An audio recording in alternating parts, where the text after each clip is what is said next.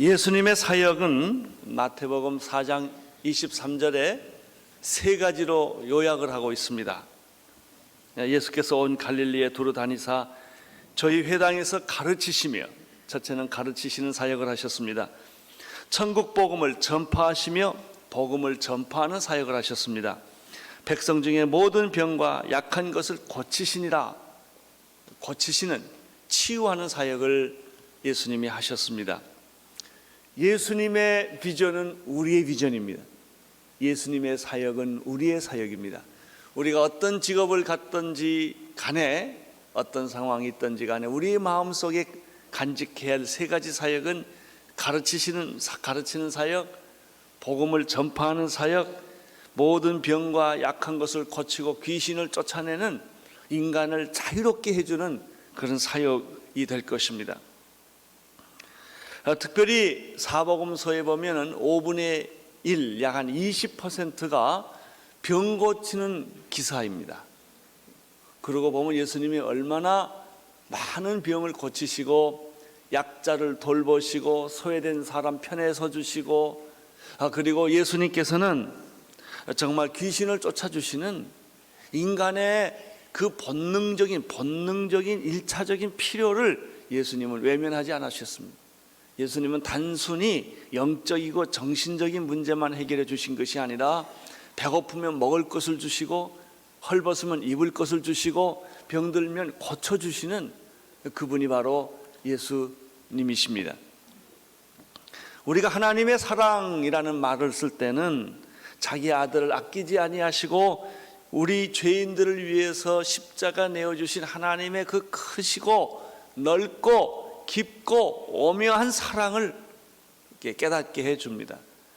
그렇지만 주님의 사랑이라는 단어를 쓸 때는 그렇게 하나님의 위대하고 어마어마한 사랑보다는 상처받고 병들고 귀신 들린 자에게 긍휼과 치유와 따뜻한 애정을 보여주시는 그런 사랑을 의미합니다. 주님의 사랑. 그러면 예수님의 사랑은 관념적이지 않습니다. 아주 구체적입니다. 배고프면 먹을 걸 주십니다. 목마르면 물을 주십니다. 외로우면 주님은 숯불을 켜놓고 따뜻하게 만들어 주시는 분이 주님이십니다. 이것은 아주 구체적입니다.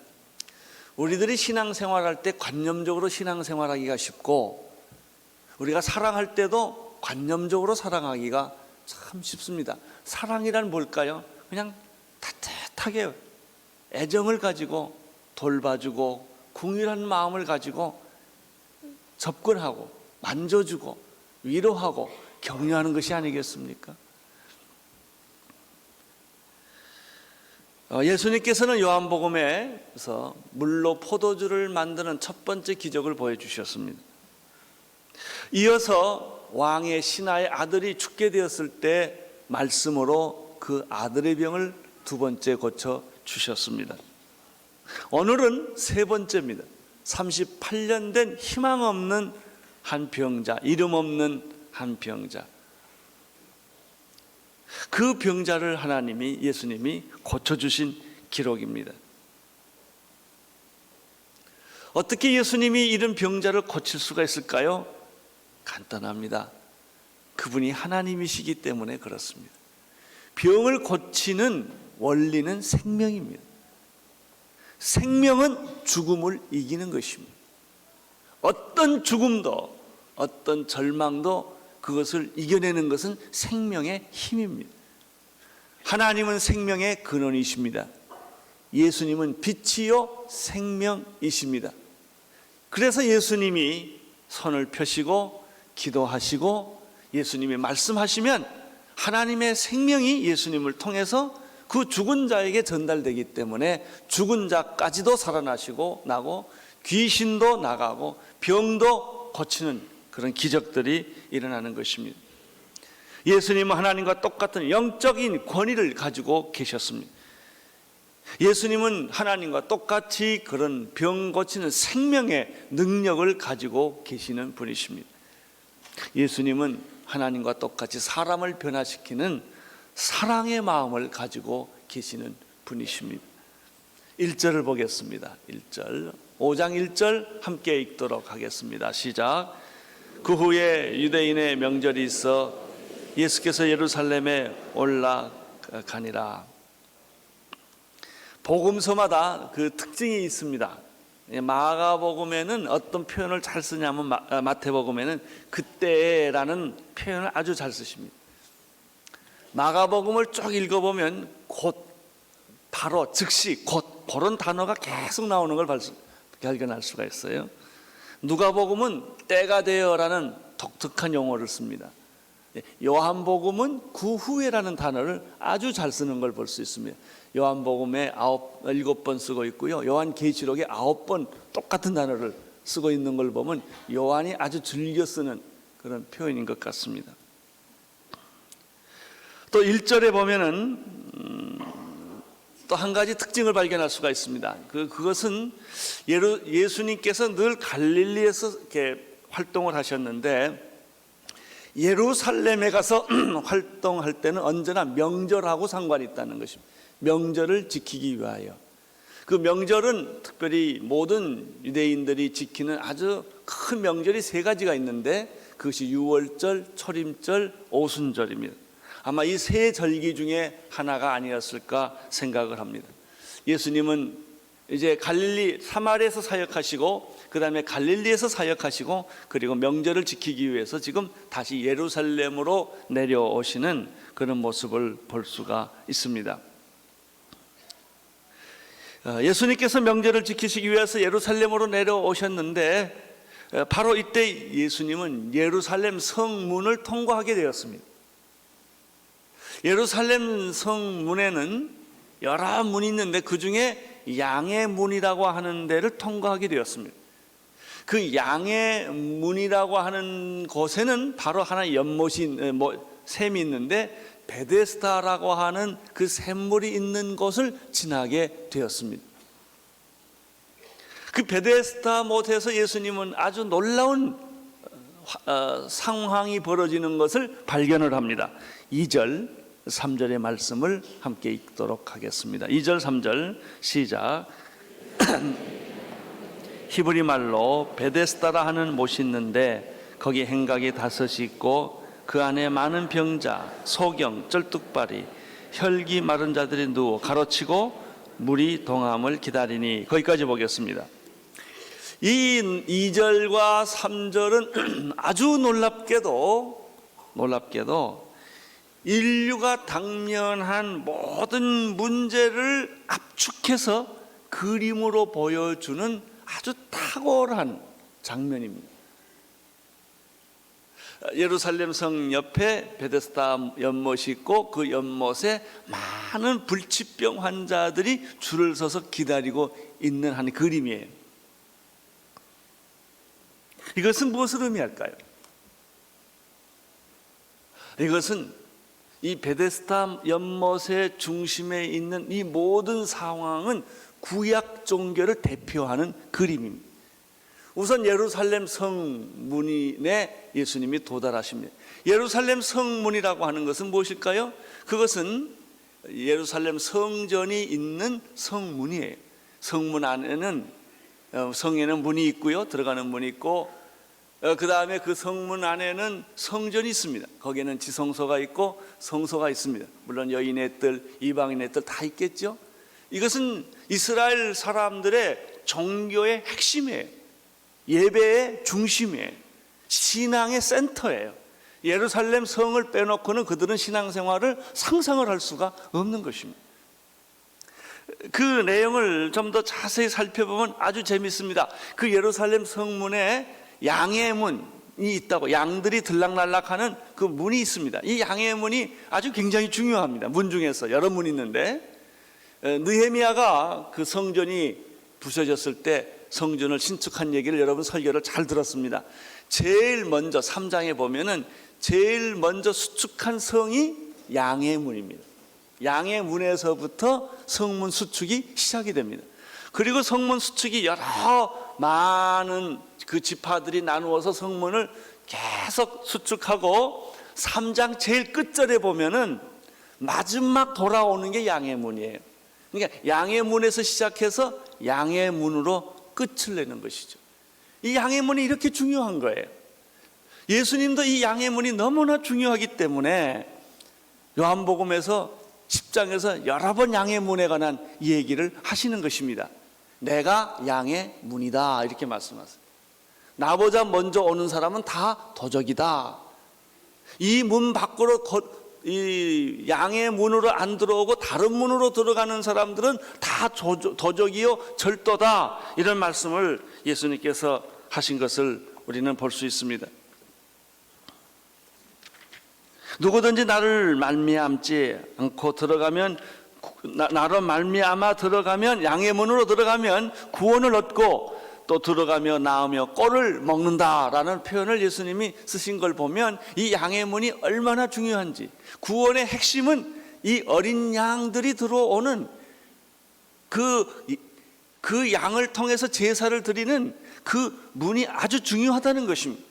예수님께서 말씀하시기를 진짜 양은 나다, 세상 죄를 지고 가는 하나님의 어린 양이로다 라고 말씀한 것과 여기서 연관되어 있는 것을 발견하게 됩니다.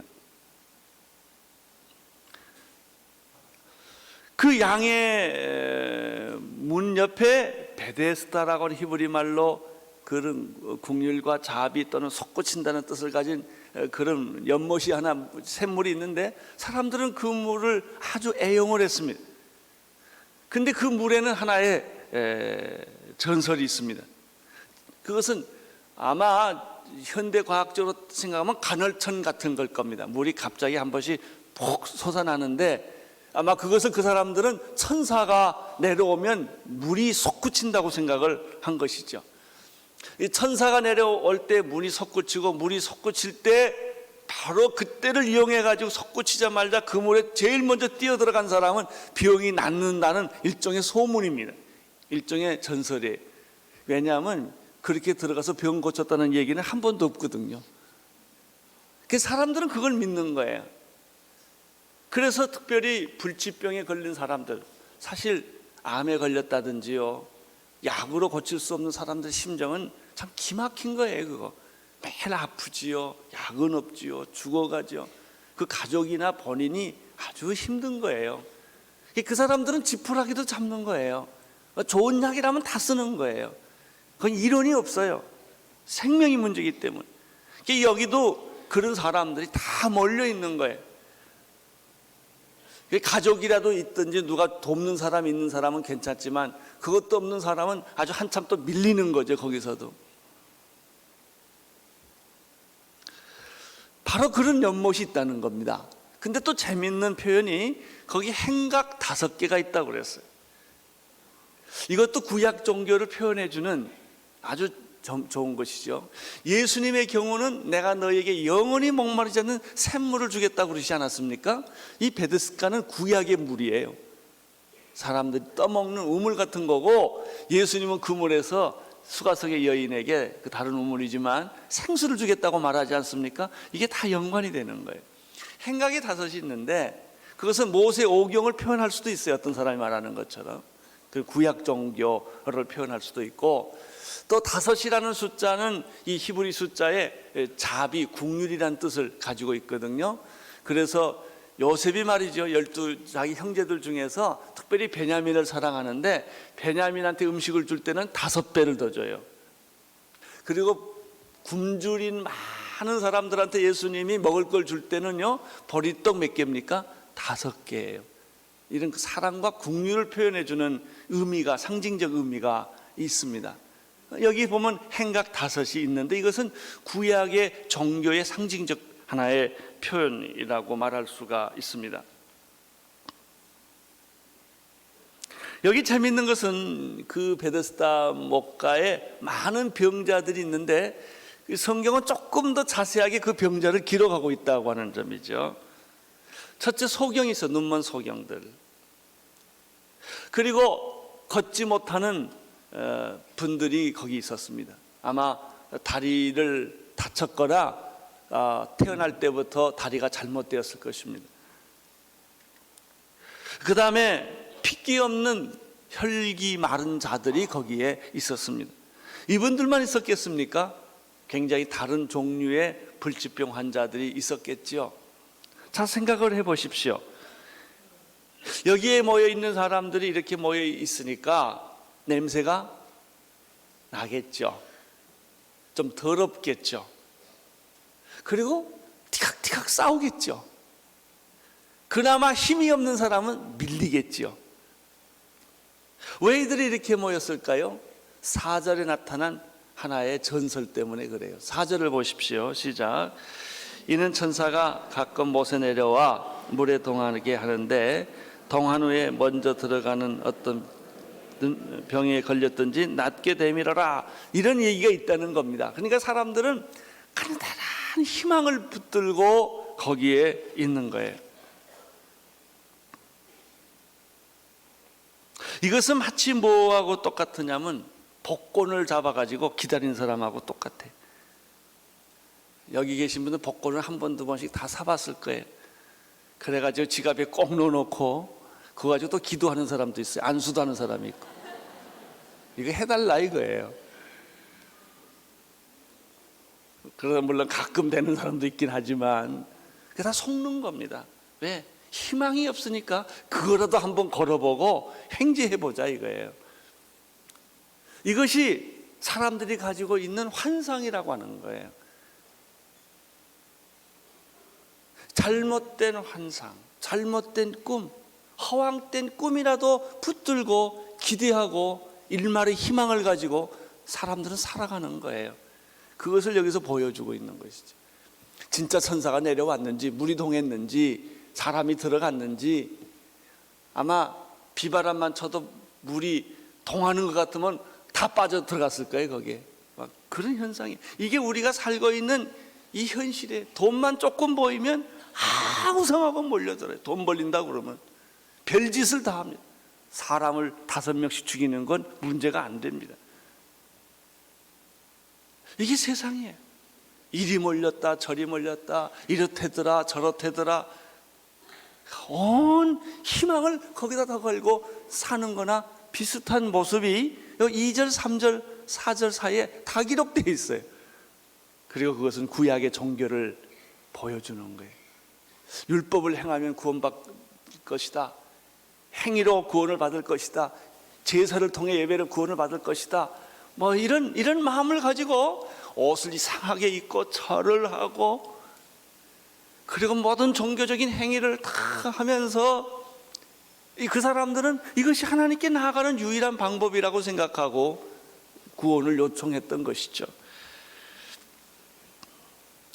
그런데 말이죠, 재밌는 게 있어요. 이런 허황 꿈에도 또 밀리는 사람이 있다는 겁니다. 그런 게임에서도 밀리는 사람이 오늘 예수님이 만나줘요. 38년 된 병자예요.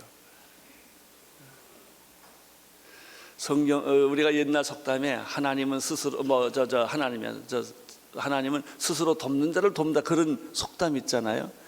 이 성경에는 그 말이 좀 안 맞는 것 같아요.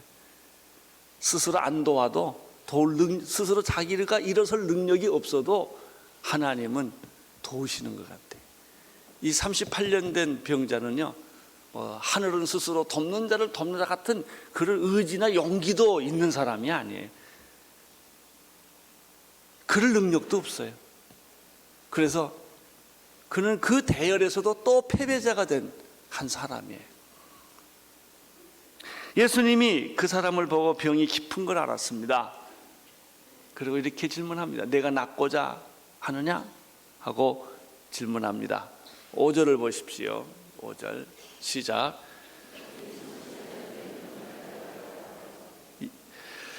그 다음에 계속 읽으십시오.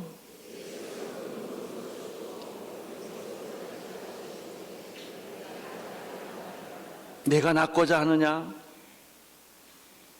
몇 가지를 여러분이 조금 관심을 가지셔야 됩니다. 예수님은 첫 번째 오셔서 많은 병자들이 거기에 이렇게 처절하게 있는 걸 보셨어요. 이 마치 뭐하고 똑같으냐면요, 그 중계 같은 거 할 때 카메라가 이게 전체를 받아가 어느 한 방향에 줌인을 하는 거예요. 쫙 빨려 들어가서 그 한 사람을 탁 잡지요. 카트 잡잖아요. 이런 거예요. 절름발이, 소경, 혈기 마른 자 많은 사람이 있는데 예수님의 그 눈이 줌잉이 되는 거예요. 쫙. 그래서 38년 된 아주 희망이 없는, 자기 스스로 일어나지도 못하는, 그리고 현실에 늘 불평이 있고 원망이 있고, 내가 이거 못 들어가는 이유는 날 도와줄 사람이 없어서 그렇습니다. 이렇게 그 원인을 그렇게 찾고 있는 그 한 사람에게 예수님의 앵글이 탁 맞는 거예요. 이게 기가 막힌 겁니다. 여러분, 예수님은 여러분 한 사람의 얼굴에 앵글을 맞추고 계세요. 많은 사람을 보시는 것 같지만 여러분만 보시고 계신다는 사실을 믿으시기를 바랍니다. 예수님은 나를 보고 계세요. 그럼 나는 가치가 있느냐? 아니에요. 내가 뭘 했느냐? 아니에요. 믿음이 있느냐? 그것도 아니에요. 이 38년 된 병자가 예수님을 알아봤느냐? 그것도 아니에요. 예수님도 알아본 것도 아니고, 믿음 있는 것도 아니고, 이 사람이 스스로 무슨 의지가 있는 것도 아니고, 운명에 맡기고 사는 이 한 사람에게 예수님은 그의 눈을, 초점을 그쪽으로 모으고 계세요. 그래서 예수님이 내가 가끔 생각하면, 고쳐주시려면 거기 사람 다 고쳐주시지, 왜 또 그 사람만 고쳐주실까? 이런 생각도 해요. 여기 우리가 배울 영적 교훈이 있어요. 하나님은 여러분을 보고 계신다는 겁니다. 여러분의 마음을 읽고 계시고, 여러분은, 주님은 불쌍히 여기고 계십니다. 그리고 이렇게 말합니다. 내가 정말 낫기를 원하느냐? 이런 예수님의 말씀에 이 38년 된 병자는 어떻게 대답합니까? 신세타령으로 대답을 합니다. 7절 보십시오. 시작. 주여, 물이 동할 때 나를 물에 넣어줄 사람이 없어 내가 내려가는 동안에 다른 사람이 먼저 내려가나이다. 참 얼마나 슬프고 애달픈 이야기입니까? 잘못된 희망을 안고 그것도 신세타령하고 있는 이 이름 모를 38년 된, 주문엔 돈도 없고 신분도 없는, 가치가 없는 쓰레기 같은, 어떻게 보면 세상 사람들이 다 버린, 가족도 버린 한 사람에게 예수님은 관심을 가지신다는 거예요. 여러분, 예수님은 여러분에게 관심이 있으십니다. 예수님은 여러분을 사랑하십니다. 이것이 기독교입니다. 이것이 예수님의 이분.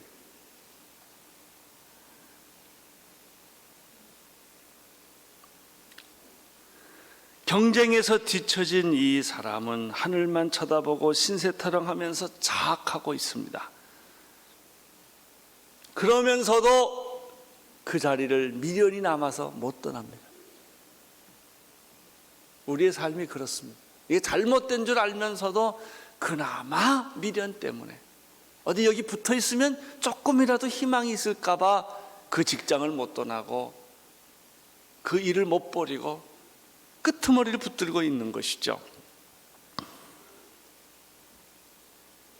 여러분, 이게 뭘까요? 구원을 갈망하는 구약 종교입니다. 구약 종교는 형식은 있으나 내용이 없습니다. 율법은 있지만 해답이 없습니다. 하나님께서 이스라엘 백성들에게 구원을 약속했고 율법을 주었습니다. 믿음의 조상도 주었습니다. 예루살렘 성전도 주었고 성소도 주었고 제사 방법도 주셨습니다. 사람들은 그것에 목을 걸고 구원받기 위해 모여 있습니다. 우리 조상들은 이 산에서 예배 드리라고 하고 당신들은 예루살렘에서 예배를 드리라고 합디다. 구원은 어디에 있는 것입니까? 여러분, 이 목마름이 너무나 컸기 때문에 그들은 날마다 제사를 드리면서도 메시아를 기다렸던 거예요. 그분이 오시면, 메시아가 오면 우리 주변에는 이 나라를 행복하게 만들 수 있다, 이 나라를 잘 살게 해줄 수 있다는 수많은 구호들이 많아요. 그러나 우리는 목마른 거예요. 우리는 외로운 거예요. 우리는 안타까운 거예요. 교육의 현실을 보면서, 무너져가는 교육의 현실을 보면서 이걸 어디서부터 손을 대야 하는 것일까? 우리 국민의 도덕적 파탄을 보면서, 여러분, 비단을 갚기 위해서 5명을 그렇게 무감각해 죽여버릴 수밖에 없는 우리의 도덕적 무감각, 사회 양심의 벨트가 허물어져가는 이런 오늘의 현실을 보면서 우리는 어떻게 해야 되는가? 우리 위에는 바로 북한이 굶주리고 있어요. 통일이 돼도 고민이고 안 돼도 고민이고 그래요. 통일 비용을 다 누가 댈 겁니까? 안 되면 또 어떻게 할 겁니까? 그것이 우리가 살고 있는 현실이에요.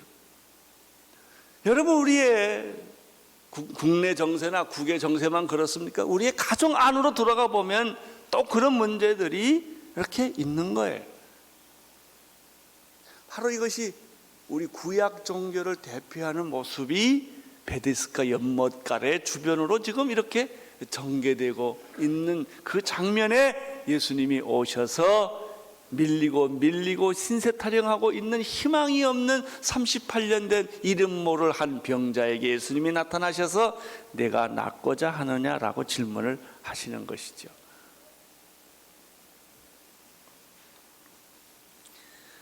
우리가 이 베데스다 중심의 구약 종교를 통해서 배우는 것은 무엇입니까? 율법의 행위나 종교적인 행위로는 구원이 없다라고 하는 것을 여기서 보여줍니다.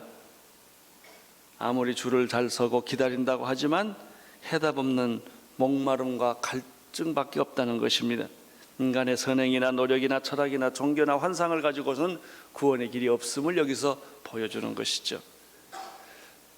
우리는 이 베데스다의 목가에서 또 하나 배우는 것이 있습니다. 구약 종교는 희망이 없다. 또 하나, 여기 율법으로는 희망이 없다. 율법이 나쁘다는 것이 아니다. 세 번째는 잘못된 환상은 구원을 만들지 못한다. 이 38년 된 사람은 스스로 자기에게 자꾸 설득하는 거예요. 누가 나를 던져주기만 하면 내가 살 텐데 라고 하는 잘못된 희망, 잘못된 환상을 가지고 있었다라고 하는 것이죠.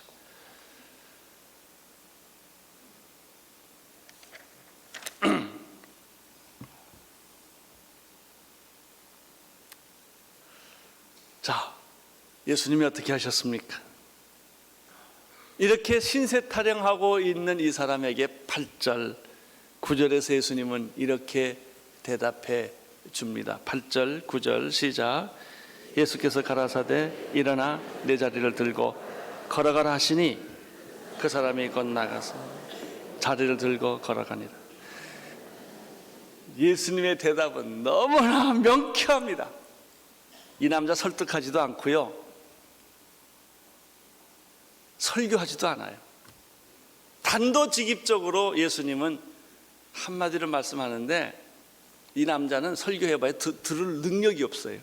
자기 신세 타령 때문에, 자기 상처 때문에. 대답은 딱 하나입니다. 38년 된 병자여 일어나시오, 자리를 들고 걸으시오. 예수님의 대답이에요. 이게 복음입니다. 얼마나 명쾌하고 얼마나 확실하고 얼마나 능력에 찬 말씀입니까? 세 가지 말로 되어 있습니다. 일어나라. 38년 동안 주저앉아 있던 사람에게 주시는 명령이에요. 하나님의 명령은 불가능 가운데 가능하게 하는 명령입니다. 일어나라. 두 번째, 자리를 들고 일어나라 그랬습니다. 이 자리는요, 이 38년 된 절름발이의 친구입니다. 그 외에 자기 기호품 있잖아요. 이렇게 파바로티 같은 경우는 수건 하나 들고 다니잖아요. 그 사람 수건 없으면 노래 못 부르잖아요. 그 왜 어렸을 때 코 묻어가지고 냄새나게 가지고 다니는 거, 이런 거 있잖아요. 어떤 사람 인형일 수도 있고요. 이 병자는 자기 자리를 38년 끼고 살았어요. 이제 그거 버려라. 우선 38년 동안 불가능의 벽에서부터 일어나라. 두 번째, 너를 가지고 있었던 그 38년 된 내 친구가 됐던 그 자리를 들고 일어나라. 세 번째, 마지막 명령은 뭐예요? 걸어라. 할렐루야. 걸어라. 과거와 단절하고 너의 상처와 단절하고 너의 안에 있는 희망이 없는 불가능과 단절하고 이제 내가 너에게 새로운 희망을 준다. 일어나라. 일어나라.